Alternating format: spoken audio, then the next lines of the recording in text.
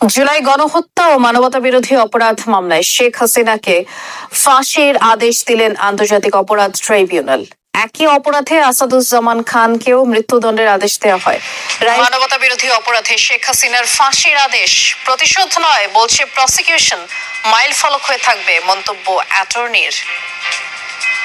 যারা আসামি পলাতক আছেন, দেশের বাইরে আছেন, তাদেরকে বাংলাদেশের মাটিতে নিয়ে এসে আইনের মাধ্যমে তাদের এই শাস্তি কার্যকর।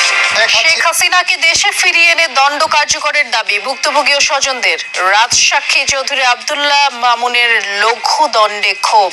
ফ্যাসিস্টদের জন্য শিক্ষা হয়ে থাকবে এই রায়, অভিমত রাজনৈতিক নেতাদের। বিভিন্ন স্থানে আনন্দ মিছিল, মিষ্টি বিতরণ। জুলাই হত্যাযজ্ঞে শেখ হাসিনার মৃত্যুদণ্ড, আসাদুজ্জামান কামালের ফাঁসি ও চৌধুরী মামুনের 5 বছর জেল। এবং আসাদুজ্জামান খান কামাল সাহেবের বাংলাদেশে তাদের সমস্ত সম্পত্তি ক্রয় করা হয়েছে, বাজেয়াপ্ত করা হয়েছে।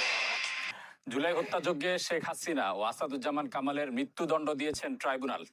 রাজসাক্ষী হওয়ায় 5 বছর জেল দেয়া হয়েছে সাবেক আইজিপি চৌধুরী আব্দুল্লাহ আল মামুনকে। বিচারপতি গোলাম মুর্তজা মজুমদারের নেতৃত্বাধীন 3 বিচারপতির বেঞ্চ রায় দেন।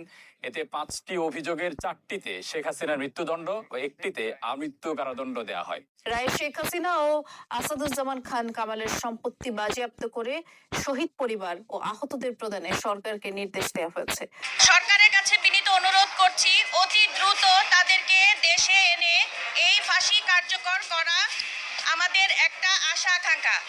আমরা মনে করি এই বিচারের ব্যাপারে কোনো প্রশ্ন তোলার সুযোগ কারণ নেই। কিছুটা হলেও আমাদের শহীদেরা যারা ছিল, যারা তাদের জীবন হারিয়েছে, এই দীর্ঘ সময়ে তাদের আত্মার শান্তি পেয়েছে এবং ন্যায় বিচার প্রতিষ্ঠিত হয়েছে। রাজনৈতিক নেতার সর্বোচ্চ আসন থেকে ফাঁসির দণ্ড, একজন শেখ হাসিনা হয়ে উঠেছিলেন স্বৈরাচারের প্রতীক। ফ্যাসিস্ট, স্বৈরাচার যত শক্তিশালী